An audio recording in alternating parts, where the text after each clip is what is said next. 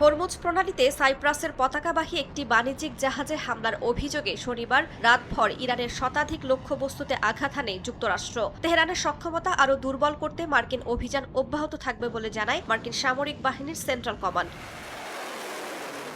ইরানের রাষ্ট্রীয় সম্প্রচার মাধ্যম IRIB জানায়, দক্ষিণাঞ্চলের আসালুয়ে ও বন্দর ই দায়ের এলাকার বাসিন্দারা কয়েকটি বিস্ফোরণের শব্দ শুনেছেন। দেশটির দক্ষিণ পশ্চিম উপকূলের খুজেস্তান প্রদেশের বন্দর ই মাহ শহরে আকাশ প্রতিরক্ষা ব্যবস্থা সক্রিয় করা হয়েছে। ইরানের খোন্দাবে সামরিক ঘাঁটিতে হামলা চালানো হয়েছে বলেও দাবি করেছে তেহরান।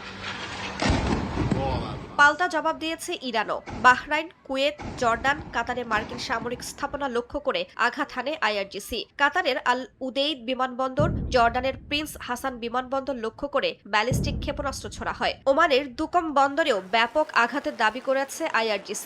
ড্রোন প্রতিহতের দাবি করেছে সংযুক্ত আরব আমিরাতও। যুক্তরাষ্ট্র চুক্তি ভঙ্গ করলে তেহরানও সমঝোতা মানবে না বলে হুঁশিয়ারি দিয়েছে ইরান। একতরফা চুক্তির যুগ শেষ বলে তীব্র সমালোচনা করেছেন দেশটির পার্লামেন্টের স্পিকার বাঘের গালিবাফ।